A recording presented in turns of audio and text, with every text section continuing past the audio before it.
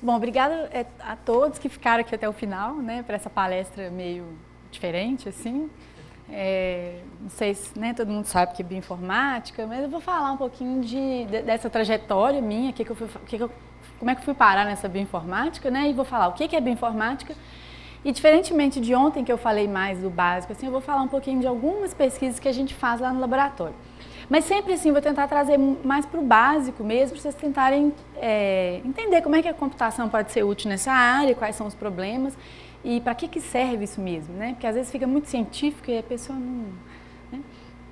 Então assim, eu comecei a trabalhar com bioinformática em 2013, quando eu estava na iniciação científica, estava no 5º período. Me formei aqui, fiz o bacharelado aqui e fiz o doutorado em bioinformática aqui na UFMG também. Aí depois eu tive a oportunidade de fazer um pós-doc fora, num laboratório que chamava Genoscope, que é um centro de sequenciamento de DNA, na França. Nesse pós-doc eu fiz um trabalho que era de metagenômica. Só para vocês entenderem, assim, metagenômica consiste em sequenciar comunidades de organismos, né? Não fazer um genoma de uma espécie, mas de vários organismos misturados. Então a gente trabalhava no projeto de metagenômica do trato intestinal humano. Então eles sequenciavam material que estava nas fezes. Foi uma experiência muito legal, um trabalho num projeto muito grande, gerou publicações bem interessantes, que têm uma visibilidade grande e tudo. Hoje em dia eu não trabalho mais com esses dados de genômica diretamente, né, apenas em algumas colaborações que eu ainda mantenho. Eu trabalho mais com a parte estrutural, que eu vou mostrar mais para vocês hoje aqui. E aí quando a gente fala em bioinformática, muitas coisas vêm à cabeça, né? Claro, algoritmos, larga escala, às vezes ferramentas, servidores, dados biológicos, né? Do ponto de vista termos técnicos, assim, muita gente já viu falar de ômicas, né? Genômica, transcriptômica, proteômica, mas tem outras, né? Metabolômica, interatômica, esse negócio virou, assim, moda, né? Então vem um monte de coisa na cabeça da gente, mas a gente às vezes não sabe exatamente, né, para que a bioinformática está servindo, o que ela tem feito de interessante, né? O que eu posso fazer se eu decidir entrar nessa área de bioinformática. De novo, assim, é difícil definir a área, porque é igual o cego, né? Você coloca um cego ou uma pessoa de venda perto do elefante para tatear o elefante e tentar descobrir o que é aquilo, né? Se ele não viu que aquilo é elefante, ele vai pegar ali na perna dele e falar assim, é uma árvore, é uma corda, né? O rabinho dele, e assim vai. A bioinformática é a mesma coisa, ela é muito ampla, né? Então tem gente que fala assim, a bioinformática é para desenvolvimento de fármacos. Sim. Não, bioinformática é para desenvolvimento de algoritmos. Eu acho bastante, né? Para mim, bioinformática envolve desenvolvimento de algoritmos. Mas tem gente que não desenvolve nenhum algoritmo e faz bioinformática. Então é bem complicado, assim, né? Definição, se você conversar com vários pesquisadores, cada um faz uma bioinformática um pouco diferente dos outros, né? Aí eu peguei uma definição, assim, muito, né, de um lugar muito importante, que é o NCBI, que é um Centro Nacional para Tecnologia para Biotecnologia, que fala assim, pesquisa, desenvolvimento ou aplicação de ferramentas computacionais e abordagens para expansão do uso de dados biológicos, médicos, comportamentais, saúde, etc. Né? Então, assim, tem a ver com isso, né? Usar técnicas computacionais, mas também desenvolver novas técnicas, em geral focadas em algum problema biológico. Pode ser, a gente fala biológico, mas às vezes é um problema médico, às vezes é um problema de odontologia, às vezes, né? Então, é bem amplo isso mesmo, né? Tem uma segunda definição aqui que tem a ver com biologia computacional, que no início o pessoal chamava de bioinformática, mas hoje está muito, esse termo de biologia computacional também está sendo muito usado. Eles colocam uma definição um pouco diferente ali, né? Desenvolvimento e aplicação de métodos teóricos de análise de dados, modelagem matemática, técnicas de simulação e etc. Né? Então, assim, a biologia computacional ela é mais próxima do que eu faço hoje, né? Que é desenvolvimento de modelos e algoritmos para resolução de problemas. A bioinformática, muitas vezes, ela tem a ver simplesmente com o uso de alguma ferramenta, né? O pessoal fala muito de pipeline, né? Tem um pipeline para poder fazer montagem do genoma. O que é isso? É um monte de técnicas que já existem, né? De ferramentas que as pessoas usam encadeadamente, assim, para montar um genoma. Então, assim, né? Não é esse tipo de trabalho que eu faço hoje. Eu desenvolvo mais os algoritmos, as técnicas, os modelos. né? Mas existe então esse conceito de bioinformática e de biologia computacional. Então assim, a bioinformática é uma área relativamente nova, né? Eles falam que a mãe da bioinformática, essa Margaret Dayoff, ela desenvolveu uma matriz muito usada hoje, que é uma matriz chamada de matriz de pontuação. Ela serve para você dizer quando uma proteína tem uma mutação de um aminoácido por outro, ou quando o DNA tem uma mutação, né, era A, trocou para C e tal, ela dá uma pontuação, né, de uma penalidade para aquilo, né? Então, essa matriz ela é muitíssimo importante, porque ela é usada para alinhar sequências biológicas. E hoje em dia, alinhamento de sequência biológica está em tudo, né? Quando vocês veem aí a pessoa falando assim, descobrir uma mutação que causa uma doença. Como é que descobriu a mutação que causa uma doença? Alinhou o genoma de um monte de gente, né? Para 99,99% é uma letrinha e para esse 1% é uma outra letrinha. Então, essas matrizes são muito usadas até hoje, foram desenvolvidas na década de 70. Outra coisa muito importante que aconteceu na década de 70, pelo menos na minha área, foi a criação desse Protein Data Bank, que é uma base de dados onde as pessoas, os pesquisadores, depositam as estruturas das proteínas que eles resolvem nos laboratórios. Então, a gente consegue, hoje em dia, pegar a proteína na solução, né? Eu não faço não, mas eu uso esses dados. Cristalizar, né? Fazer secar a água, cristalizar, uns cristais mesmo, difrata raio-x, pega o padrão de difração e isso gera um arquivo, né?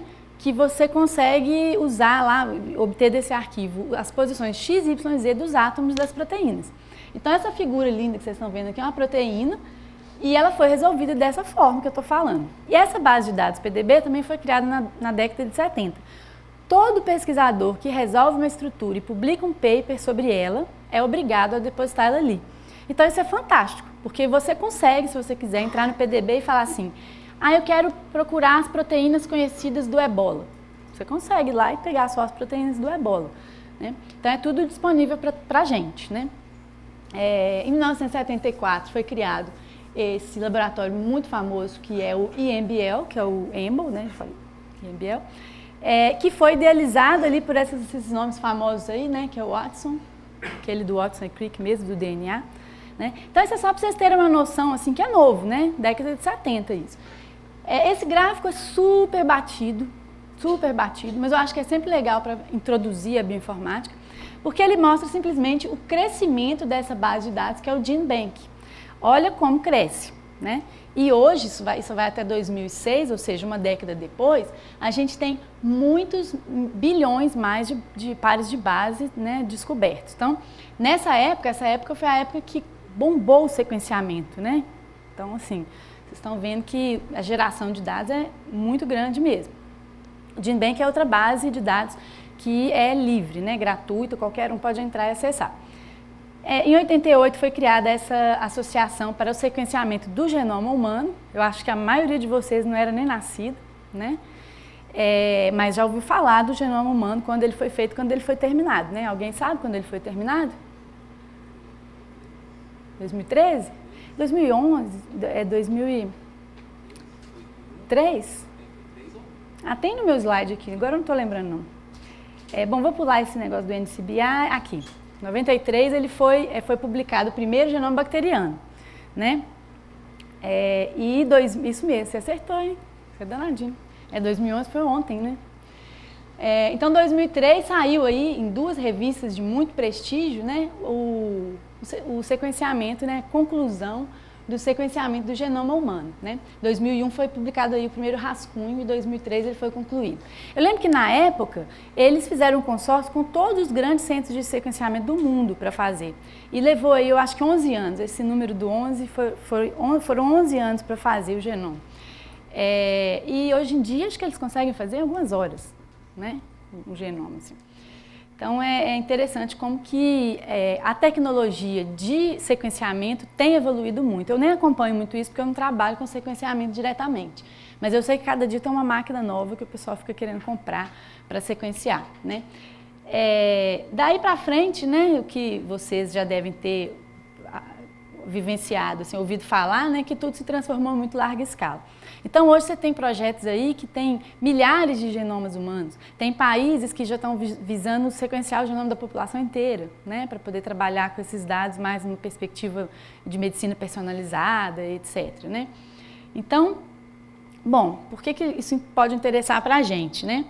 Porque a gente tem muitos dados, né, bases de dados enormes, a gente precisa de técnicas para realmente extrair conhecimento. Porque não sei se vocês já ouviram alguém também comentar sobre isso, existiu uma frustração muito grande pós-sequenciamento do genoma. Que a gente conhece o genoma, mas ninguém fez nada com ele até hoje, assim, né? Ninguém fez muita coisa com ele até hoje, né? Então, na verdade, a gente precisa de pessoas que saibam e consigam desenvolver técnicas para avaliar esses dados, né? Para entender por que uma doença acontece, né, em termos do genoma, para tentar, né, definir ou criar possíveis tratamentos, possíveis curas e tal. Então, o bioinformata, ele é uma pessoa que tem as características meio únicas, né? Primeiro, ele tem que ter disponibilidade para trabalhar em mais de uma área. Ele tem que ter disponibilidade para aprender do zero coisas que não são da área dele, né? Então, essa pessoa que não necessariamente vai ali fazer bancada, né, que a gente fala de fazer bancada, é trabalhar lá na bancada do laboratório de biologia, né? E também, sabe, modelar um problema, resolver, escrever um programa, né, fazer o experimento e tal, é uma coisa única, né? Eu mesmo não sei, nunca fiz bancada, não sei fazer. Tenho alunos que estão fazendo bancada e algoritmos, mas eu nunca fiz. Então, eu trabalho com essa parte que eu falei para vocês, que é a parte estrutural. Eu não trabalho com genômica, não trabalho com transcriptômica, não trabalho muito com sequências biológicas apenas. Eu trabalho com aqueles dados lá das coordenadas x, y, z das proteínas. Então, é isso que a maioria dos meus alunos, os alunos do nosso grupo fazem. Então, a gente está interessado em compreender a estrutura, a função e a dinâmica das proteínas, né? Vocês vão lembrar lá o que é proteína, né? A proteína, ela vem do DNA, né? O DNA é uma receita para produzir proteínas. Na verdade, é mais ou menos isso. O DNA, ele tem a receita para produzir as proteínas. Porque quem faz realmente as atividades, todas as funções biológicas nos organismos são as proteínas. Elas transportam substâncias, elas são enzimas que catalisam reações, elas são componentes estruturais, né, tipo colágeno, queratina e tal. Então, na verdade, realmente as moléculas que são executoras, né, elas são as proteínas. O DNA ele dá a instrução para fazer as proteínas, né? E a biologia estrutural computacional tem a ver com o desenvolvimento de modelos, algoritmos para entender essas proteínas, né, função e estrutura delas. Então, coloquei uns exemplinhos aqui, só para vocês verem como é que a estrutura pode ser diferente, bonitinha, né? Aqui você tem uma enzima, a adenilato quinase. Isso aqui é um anticorpo. O anticorpo também é proteína, chama imunoglobulina. Isso aqui é o colágeno, ele é bem fibroso, né? Facilita estruturar, né, as coisas, esse formato dele. Isso é a hemoglobina, que transporta o oxigênio no sangue, né? Isso daqui é a insulina. Hormônios também são proteínas, né? Então, a proteína, realmente, ela é muito importante. E elas são compostas pelos aminoácidos, que eu falei, são as letrinhas. É como se fosse um Lego, é bem bonitinho mesmo. Você tem essas 20 letrinhas aqui, que são as mais comumente encontradas nos seres vivos. Existem outras, mas quase não se encontram no ser vivo, né? E aí elas vão se juntando, formando um fio, né? Uma estrutura que a gente chama de primária. E essa estrutura, obviamente, como isso daqui são moléculas, essas moléculas elas fazem interações, elas fazem ponte de hidrogênio, elas fazem interação hidrofóbica, fazem aquelas pontes iônicas, né, salinas. Então isso daqui, quando você está lá no ambiente celular, isso é novela, colapsa, não fica esticado, né? Então gera essas estruturas bonitinhas aqui que vocês estão vendo. Então o nosso grupo, assim, historicamente a gente trabalha com estrutura, né? A gente começou a trabalhar muito com essas questões, pulei aqui? Com essas questões relativas a como é que a proteína se novela, né? Então, meu orientador, antigamente, lá há 13 anos atrás, né, ele começou, como a gente falou antes, né, na palestra anterior, com problemas básicos. Por quê? Porque era um grupo começando a fazer bioinformática, era o pessoal de computação começando a conversar com os biólogos. Então, ele falou, não, vamos pegar um problema muito interessante, mas básico. E esse problema de novelamento de proteínas, ele é um problema aberto na ciência. Ninguém sabe ainda ninguém conseguiu reproduzir computacionalmente como é que a proteína, né, se é sintetizada assim, como é que ela faz para enovelar. Então isso é um problema muito difícil, nós não conseguimos resolver, está em aberto, mas ele é um problema muito relevante, né? Bom, só para vocês terem uma ideia, a proteína, quando ela enovela errado, causa doenças. Tem várias doenças importantes causadas por, que a gente chama de misfolding, né? Não sei se eu coloquei exemplos, coloquei. Então, por exemplo, Alzheimer, vaca louca, Parkinson, há vários indícios de que eles são causados por agregações de proteínas que vão formando placas. Então, isso tem a ver com o enovelamento incorreto. Ela enovelou errado, aí, por exemplo, uma coisa pode acontecer, ela expõe na superfície um conjunto de resíduos que é hidrofóbico, ou seja, não quer ficar para fora da proteína, que é hidrofóbico, não quer ficar na água, né? Então faz com que elas se agreguem, elas se juntam umas às outras para esconder a superfície hidrofóbica da água. Então isso causa doença, né? Então é um problema muito, muito, muito relevante, né? Mas ainda está em aberto. Só para vocês terem uma ideia de como é complexo prever, simular computacionalmente todos os possíveis enovelamentos de uma proteína, imagina uma proteína super simples, pequenininha, tivesse 100 aminoácidos e cada aminoácido tivesse duas conformações diferentes. Conformação é a posição dele, é como se fosse, né, eu estou virado para cima ou para baixo. Imagina que cada aminoácido tivesse duas posições. Vocês são pessoas de computação, vocês vão me dizer facilmente, né, que eu tenho aqui 2 elevado a 100 possíveis conformações para essa proteína aqui, né? Que é mais ou menos um número de 30 dígitos, alguma coisa assim, né? Só que isso aqui é muito simplificado, né? Proteínas têm mais de 500 resíduos, cada resíduo tem lá as 500 conformações diferentes, então isso aqui é muito simplificado. Mas esse pesquisador, que é o Levinthal, que colocou esse paradoxo para a gente, ele fala que se cada conformação dessa aqui, se a gente levasse 1 picosegundo para explorar, né, para simular essa possibilidade, que é o tempo de uma vibração térmica, né? Se a proteína em vivo, no organismo, ela tentasse todas as possibilidades, isso levaria um tempo que é maior que a idade do universo. Então, computacionalmente, a gente nunca conseguiu repetir isso, porque são muitas possibilidades, né? Vocês já perceberam. Mas a proteína no nosso organismo, ela sabe como fazer. Ela enovela as proteínas bonitinho, elas funcionam e tal, e não leva tanto tempo, né? Então é um problema super bonito, assim, que a gente começou a trabalhar no grupo lá no início, mas é um problema realmente difícil, né? Então essa questão aqui que a busca do estado nativo funcional não pode ser aleatória. Aqui é um exemplinho de simulações, né? Aqui, ó, só para vocês visualizarem isso que eu falei. A proteína ela é um fio, assim, e tem várias possíveis rotas de enovelamento aqui, que no fim tem que chegar numa proteína final funcional, perfeita, né? No indivíduo saudável. E aí, o que as pessoas fazem? Computacionalmente, a gente tenta resolver esse problema de formas heurísticas, né? O que a gente faz aqui, né? A gente, em geral, né, pergunta o que uma pessoa de computação mais faz? A gente resolve problemas, né? Então a gente pensa analiticamente, a gente estuda como resolver problemas, a gente pensa em abstrações, né? Desenvolve modelos, algoritmos e tal. Então como é que alguém poderia resolver esse problema do enovelamento, né? Não foi exatamente o que a gente fez, mas exemplos para vocês verem, né, de coisas que as pessoas fazem em bioinformática. Uma possibilidade é simplificar muito a proteína e trabalhar cada resíduo de aminoácido como uma bolinha que é hidrofóbica ou hidrofílica. Então é o preto e o branco aqui. Então eles falam que o hidrofóbico tende a se aglutinar e esconder da água e o hidrofílico tende a ficar na superfície e interagir bem com a água. Isso é favorável energeticamente. Então tem gente que desenvolveu vários algoritmos baseados nesse modelo. É uma simplificação, é uma abstração e tudo mais, mas é uma visão. Teve outro tipo de pesquisador que fez uma simulação do unfolding, que é o desenovelamento. Então você pega a proteína, simula usando os campos de força físicos, coloca, por exemplo, a temperatura muito alta, aí ela vai começar a abrir, né? Então eles tentam estudar como se o folding fosse o contrário do unfolding.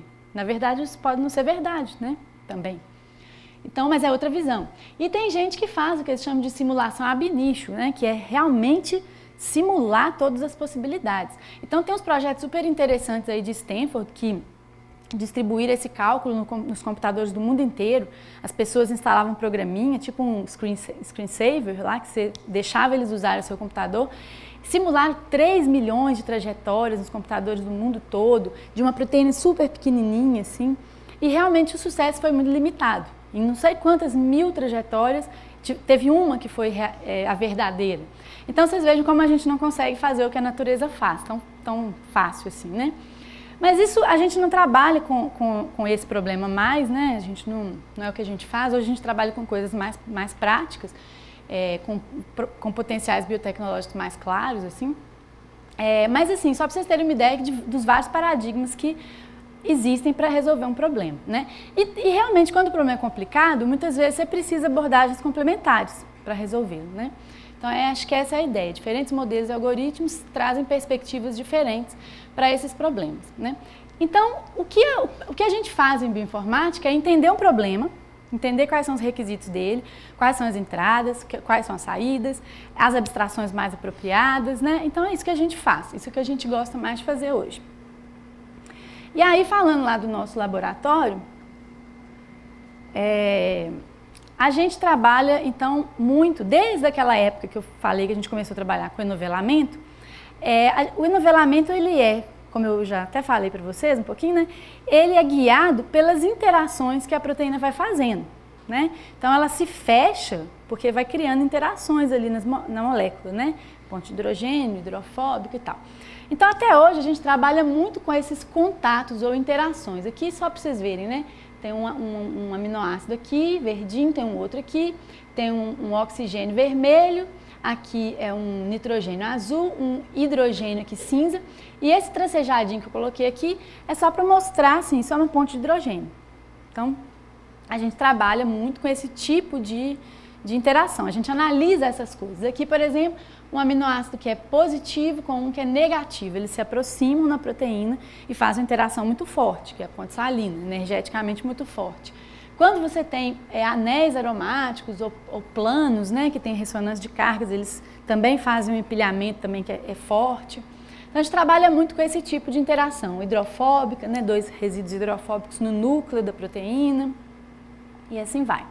Então, lá no passado, na minha tese, eu trabalhei um pouquinho com algoritmos baseados em processamento de imagem para processar essas figurinhas aqui, que não são imagens, mas na verdade era uma matriz de contatos, que representavam, né, essas interações nas proteínas. Então, isso aqui foi lá a minha base, né, minha formação foi trabalhando com isso daqui. E a gente mostrou que famílias de proteínas com a mesma função, essas 3 aqui, todas 3 são globinas, essas que transportam oxigênio no sangue, né? Elas têm mapas muito semelhantes. E se você pegar outras diferentes aqui, né, tá vendo que a estrutura é diferente? O mapa dela é um pouquinho diferente, né? Essa aqui é bem diferente dessas outras. Então, eu fiz algoritmos para classificar, para recuperar proteínas semelhantes e tal. Isso já está um pouquinho no meu passado, né? Bem no passado. Mas foi legal, trabalhei junto com o pessoal da Embrapa, então isso está num software da Embrapa que é usado até hoje. Teve algumas implicações práticas legais, mas depois de mim, já vieram outras pessoas, né, que trabalharam comigo, foram orientados. Esse aqui, na verdade, foi um colega meu, que foi contemporâneo e hoje é colaborador, professor da Universidade Federal de Itajubá, que ele começou a modelar essas interações como grafos. Então, ele calculava esses contatos, né, ponto de hidrogênio e tal, modelava a proteína como um grafo, aí vocês vão começar a entender melhor as coisas, né? Para poder tentar definir o que a gente chamava de assinatura estrutural. Então, ele extraía desses grafos uma assinatura, essa assinatura podia ser usada para várias coisas, né? Ele explorou 2 abordagens diferentes para calcular o contato, uma era baseada em distância apenas, simplesmente assim, um raio, né? Assim, um doador de hidrogênio próximo de um aceptor de hidrogênio, a 3 angstroms. Então, beleza, ponto de hidrogênio. Mas a gente viu que dava problema por causa de oclusão. Às vezes, tem uma interação lá que é a salina, ponte salina, que é 6 angstroms de distância. Angstrom é 1 metro vezes 10 elevado a menos 9, 10. Então, é uma distância muito pequena. Mas então eles propuseram usar essas abordagens baseadas na tesselação de Delaunay, triangulação de Voronoi, para calcular as interações sem ter oclusão. Então, esse colega meu, a tese dele foi comparar essas coisas, né? Eu participei um pouco desse trabalho junto com ele. E só para mostrar, né, recentemente os meus alunos, fizeram um experimento muito legal, que eles desenvolveram, até está ali o meu aluno do DCC, do mestrado, que trabalhou nisso, né? Eles desenvolveram um joguinho, que a gente lançou num evento, num congresso de bioinformática ano passado, foi premiado, ganhou trabalho, melhor pôster e tal, onde o pesquisador via lá a proteína, o contato, e ele avaliava se aquilo lá era uma interação ou não. Porque esses algoritmos que a gente usa, baseado em distância, baseado em tesselação de Delaunay e tudo, eles às vezes têm falso positivo e tal. Então a pessoa ia, olhava o contato e marcava lá o que ela achava. Então foi muito legal, teve muitos jogadores, ganhavam prêmios e tal. E a nossa intenção com isso era tentar fazer uma base, a primeira base que foi feita, né, é curada manualmente. Então a ideia era que tivessem especialistas para avaliar o que os algoritmos calculavam de contatos e tal. Está em curso ainda. Mas o fato é que, voltando às assinaturas baseadas nesses contatos, elas são muito úteis, elas são muito robustas, elas, como eu falei, né, elas já conseguem classificar proteínas, mas elas conseguem fazer até mais que isso. Então esse trabalho, estou citando aqui também de um ex-aluno aqui do DCC, ele formou aqui no DCC, também fez doutorado. Esse trabalho aqui, ele usou essas assinaturas baseadas em contato para prever ligantes para proteínas. Então, eu falei um negócio novo, né? O que é ligante para proteína? Ligante é uma moléculazinha que interage no sítio da proteína. Então, ele liga lá dentro. Por exemplo, um fármaco é um ligante. Qualquer medicamento, né? Você pega lá aspirina, é uma molécula que se liga numa proteína. Então, fármaco, né? É o exemplo mais básico. Mas poderia ser um pesticida, poderia ser, né, várias coisas. Então ele fez esse artigo aqui, a gente fez esse artigo aqui em 2013, né? Que a gente mostrou que essa abordagem baseada nessas assinaturas era muito precisa para prever ligantes. Então a gente até fez experimento com Trypanosoma cruzi para prever ligantes para os receptores de Trypanosoma cruzi e tal. Então é uma abordagem assim, totalmente baseada nesses grafos, em extrair assinaturas de grafos e usar isso juntamente com o algoritmo de mineração de dados para fazer previsões. Um outro trabalho que a gente fez usando técnicas de mineração de dados, que a mineração de dados é um tipo de tarefa que a gente realiza muito lá no laboratório, foi usando agrupamento. Então aqui já é questão de tentar entender como é que proteínas diferentes podem ser agrupadas. Para que a gente pode querer agrupar proteínas? Isso aqui é um caso muito legal de um artigo que eu gostei muito de participar, que foi esse artigo publicado na Nature Chemical Biology. Uma proteína super interessante, uma enzima que o centro de pesquisa trabalhava, que ela ela catalisava uma reação, ela degradava uma molécula que interagia com ela cortava essa molécula, mas eles queriam fazer engenharia nela.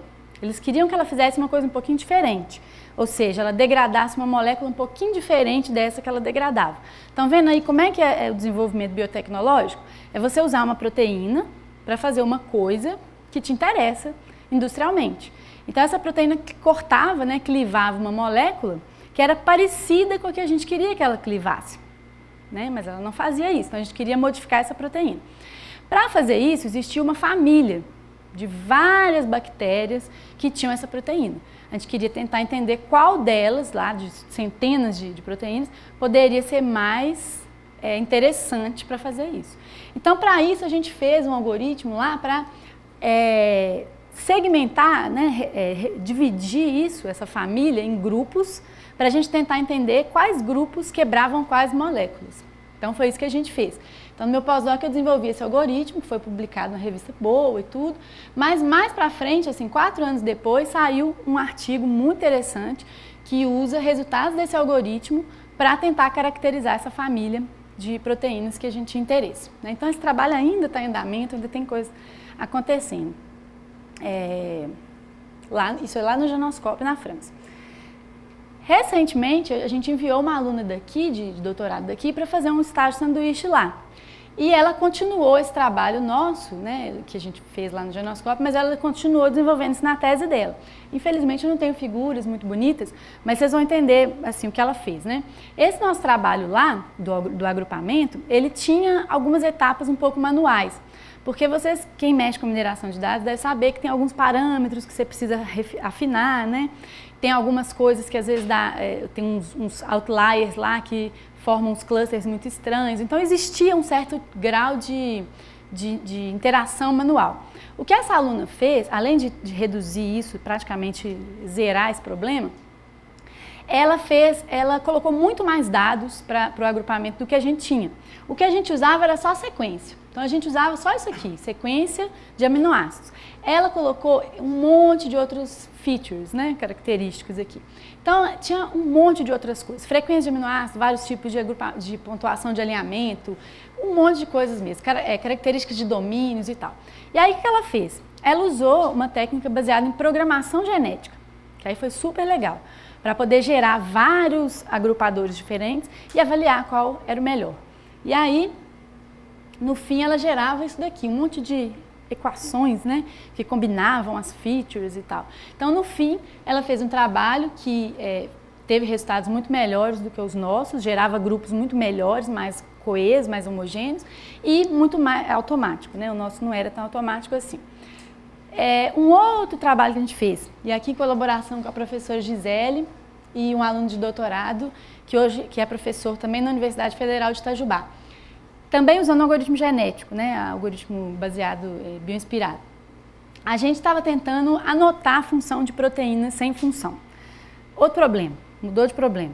Não sei se vocês já ouviram falar disso, né, mas os genomas que foram sequenciados, essa quantidade enorme de dados que existe, um percentual muito alto, vou te dizer, vou dar um chute, assim posso errar um pouco, mas a última vez que eu vi era em torno de 75% permanece sem função conhecida. Então eles preveem os genes ali, isso aqui é um gene, mas não sabe o que ele faz. Então eles chamam de proteína hipotética, proteína órfã, né? Não sabe qual é a função dela. Então uma das coisas que eu tentei fazer lá no Genoscópio foi ajudar nesse sentido, porque eles sequenciavam os genomas e ficava aquele monte de genoma que tinha um monte de proteína hipotética e ninguém sabia o que era. Então a gente tentou desenvolver técnicas baseadas na estrutura para prever a função. Uma possibilidade é você olhar nas enzimas que você conhece, o sítio ativo dela, né? Você sabe a função, você sabe o sítio ativo, pegar esses resíduos aqui e buscar eles, fazer um casamento desse padrão em outras proteínas, para tentar ver se pode ter uma enzima que tem uma função relacionada àquela que você já sabe. Então, esse aluno de doutorado, ele pegou esse problema que eu tinha começado a trabalhar, juntamente com a Gisele, a gente desenvolveu o algoritmo genético para isso, né? A gente bateu até existe uma competição que chama CASP, para predição de função. A gente não participou do CASP porque o artigo foi posterior, mas a gente rodou, né, o nosso algoritmo com essa base de dados e a gente ficou, acho que, em terceiro lugar. Então, a gente foi super bem, assim, mas foi a posteriori, né? Então, trabalho assim, só para vocês verem o que a gente faz de computação, né? Um outro trabalho também que foi co-orientado por mim, a Valdete, hoje é professora da PUC, foi orientado pelo Santoro, que foi meu orientador também. A gente estava tentando estudar um problema que também é muito relevante hoje em dia, que é o de reconhecimento molecular. Ou seja, por que uma proteína é inibida por uma molécula? Né? O que faz com que uma reconheça a outra? Para que serve isso? Para muita coisa, para desenvolver fármaco, para desenvolver por exemplo, um pesticida, né? Enfim, você quer desenhar uma molécula que vai interagir com aquela proteína. Como é que a gente modelou esse problema? A gente calculou, né? A gente tinha lá as várias proteínas que eram inibidas por uma outra proteína, né? Tinha duas famílias, é o que a gente chamava de inibição cruzada, mas aqui não é muito importante esse conceito para a gente. A gente calculava a superfície de acesso ali da molécula à proteína, né, um bolsão, que a gente chama de bolsão de ligação, e aí a gente modelava essa interface aqui como grafo também, né? E aí esse trabalho foi muito interessante de fazer, porque foi um doutorado que levou quase 6 anos. Então, assim, a pessoa já tinha tentado de tudo, ela trabalhava muito, ela fazia alinhamento, ela baseou em sequência, ela baseou em estrutura, ela não achava padrão. Então, assim, existia um padrão, mas ela não encontrava. E aí, o que a gente fez? A gente teve uma ideia, baseada lá no conhecimento biológico, que era de que existiam ilhas hidrofóbicas ali que faziam o reconhecimento de ilhas do receptor com o ligante. Então, o que a gente fez? A gente modelou isso como grafo, usou algoritmos de detecção de comunidade e a gente viu que se a gente representasse essas comunidades, simplesmente com um centroide, um pontinho ali, né, que existia conservação. Então, basicamente, a gente fez um algoritmo no final que calcula, né, comunidades num grafo hidrofóbico e acha centroides ali, e esses centroides são conservados. Então, basicamente, tem que ter uma ilha hidrofóbica naquele lugar. E aí, sim, ela defendeu a tese dela, publicando o artigo, e achei um trabalho muito interessante, assim, no final. Outra coisa que a gente faz muito, né? A gente tem, no final, existe uma demanda muito grande por ferramentas, né? Plataformas e tudo. Então, às vezes, a gente desenvolve os algoritmos e esses algoritmos vão ficar parados, sem ninguém nunca usar e ninguém nem saber que ele existe, se você não disponibilizar ele para alguém. Então, muitas vezes, como é o caso dessa ferramenta que a gente está lançando agora, que chama Napoli, e aí a gente pretende, inclusive, depositar no INPE, né? Tentar, de alguma forma, proteger, que ela faz várias análises, baseadas nos algoritmos que a gente já tem, de padrões de interação da proteína com o ligante. Então aqui você consegue fazer um monte de coisa, visualizar o grafo, visualizar a proteína, visualizar a tabela dinâmica de aminoácidos conservados, visualizar estatísticas dessas interações, um monte de coisa. E existe também uma certa demanda por desenvolvimento de coisas interessantes em computação e novas, às vezes, para resolver alguns problemas. Por exemplo, isso aqui foi trabalho de uma aluna nossa que acabou de defender o mestrado aqui no PPGCC. A Suzana já foi embora, uma aluna colombiana. Ela desenvolveu um modelo visual para a gente tentar entender esses padrões de interação da proteína com o ligante. Porque os dados, eles são muito volumosos, né? Muito complexos. Imagina uma proteína interagindo com uma molécula, faz um monte de contato ali. E são várias proteínas dessa interagindo com várias moléculas. Será que tinha um jeito de eu ver esse padrão? Então o trabalho dela foi basicamente produzir uma visualização usando a ideia de grafos, mas não é tão simples assim, porque tem um monte de algoritmos por trás que tentam alinhar, sobrepor essas proteínas para poder fazer com que os padrões sejam alinhados no grafo. Então, a gente não fez o alinhamento do grafo, a gente alinhou a proteína, depois visualizou isso no grafo. Aí, não sei se vocês conseguem ver daqui para cá, né? Que tem uns hubzinhos aqui. Esses hubs, eles são coisas interessantes para a gente, porque eles me mostram que um aminoácido interage em muitos complexos. Então, provavelmente, ele faz uma interação que é relevante. Então, ela criou um modelo aqui, que ela chamou de grafo G2', que é, vamos dizer assim, uma variação desse daqui, onde a gente colapsa um monte de nós em um nó só, e aí fica muito mais fácil de eu ver aqui o que é relevante e o que não é. Então, assim, eu sei que é muito detalhe, né? Talvez isso aqui vocês não vão entender isso assim tão rapidamente, mas só para vocês terem uma noção. Tem um pouco de visualização, tem um pouco de mineração, tem um pouco de cada coisa no trabalho de bioinformática. E a utilidade disso daqui por exemplo, olha, exatamente essa base de dados aqui, para vocês terem uma ideia. É uma proteína que chama CDK2, é uma ciclina, dependente de quinase, que é uma proteína muito importante nos processos de câncer. Ela é muitíssimo estudada porque é ela que atua naquele processo da divisão celular. E no câncer a célula divide loucamente, né? Então eles estão tentando inibir essa proteína, CDK2, para tentar paralisar o processo de divisão celular. Aqui, que dados que a gente está avaliando aqui? A CDK humana interagindo com uma base de 76 fármacos conhecidos.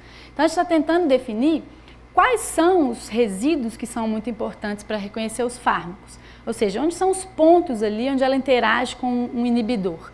Para quê? Para tentar desenhar novos inibidores. Porque os que existem, que já foram desenhados, ou são muito tóxicos, né? Tem vários problemas. Então, assim, é um problema extremamente relevante, né? Uma outra visão desse mesmo problema, que está sendo desenvolvida pela professora Sabrina Silveira, lá na UFV, que também foi ex-aluna daqui, colaboradora nossa, uma versão desse problema usando mineração de subgrafos, né? Então, eu acho que o Meira, não sei se o Meira chegou a falar disso ontem no curso, mas ele trabalha muito também com mineração de subgrafos frequentes. Então, é pegar esses grafos de interação da molécula com a proteína aqui, né? E tentar obter subgrafos que são frequentes. Então, é outra visão para o mesmo problema. Então, só para concluir, assim, eu coloquei muita informação, muitas coisas, mas o que eu acho que é interessante de eu falar, né, para os alunos que podem estar aí pensando, vislumbrando em entrar para essa área de bioinformática, quem sabe aqui com a gente, né, é o que a gente trabalha em termos de biologia e em termos de computação. Então, a gente trabalha com caracterização estrutural de proteínas. Como vocês viram, A gente mexe com contatos, com enovelamento, com reconhecimento molecular, com ilhas hidrofóbicas, sítio ativo, agrupamento, classificação de proteínas, né? E, em geral, em termos de computação, eu costumo dizer que eu sou uma ponte entre a biologia e a computação, né? Então, eu tento identificar problemas interessantes, relevantes e tentar enxergar onde a solução dele pode estar. Então, eu não descarto nenhuma colaboração, pelo contrário, eu adoro muito colaborar com as pessoas. Em geral, eu tenho colaborado e trabalhado com mineração de dados, computação evolucionária, grafos. Heurísticas são muito importantes em bioinformática, como vocês imaginaram, a maioria dos problemas eles são NP, visualização de dados e etc. Né?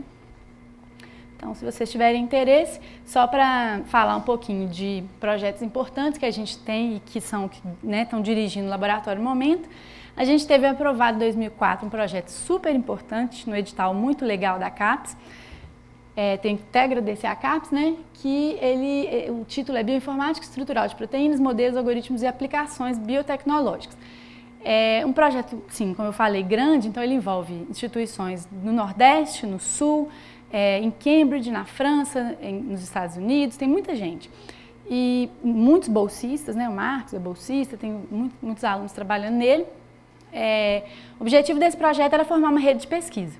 Então, realmente nós estamos formando essa rede e a gente trabalha em dois problemas muito legais.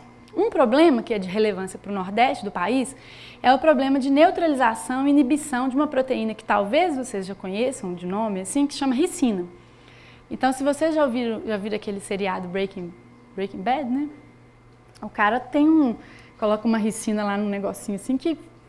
E a ricina realmente ela é uma fitotoxina, ela sai da mamona, né? Ela é extraída da mamona e ela é muito tóxica, né? Acho que ela mata muito rápido e que eu saiba não tem um neutralizador para ela ainda.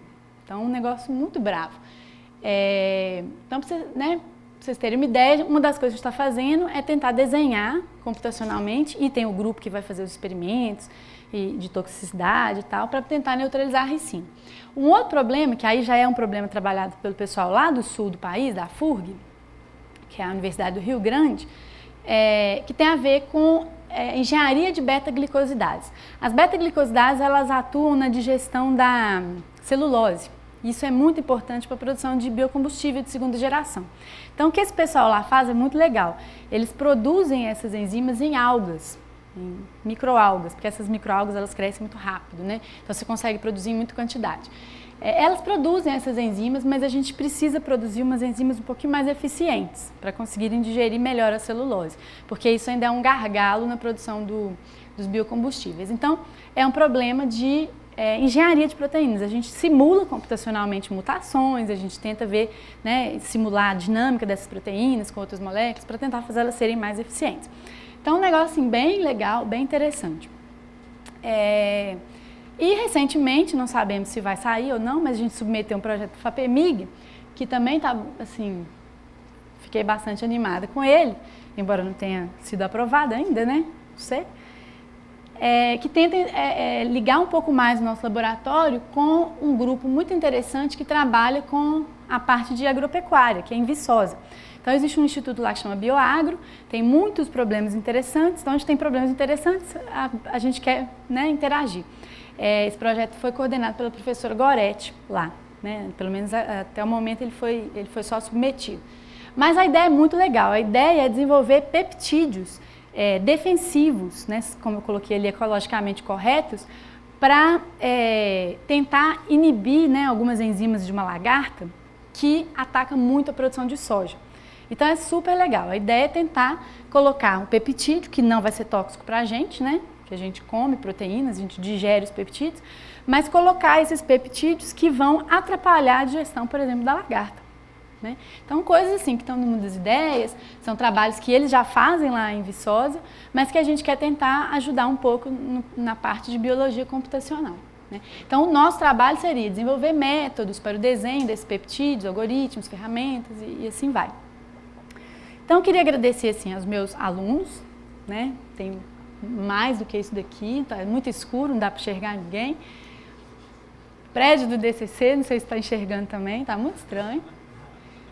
Eu queria dizer isso, que é o nosso laboratório antigo, isso é nosso lindo prédio novo, que vocês já devem ter conhecido ou vão conhecer. Agradecer, obviamente, às agências que nos financiam, permitem a gente se divertir tanto com esses problemas legais.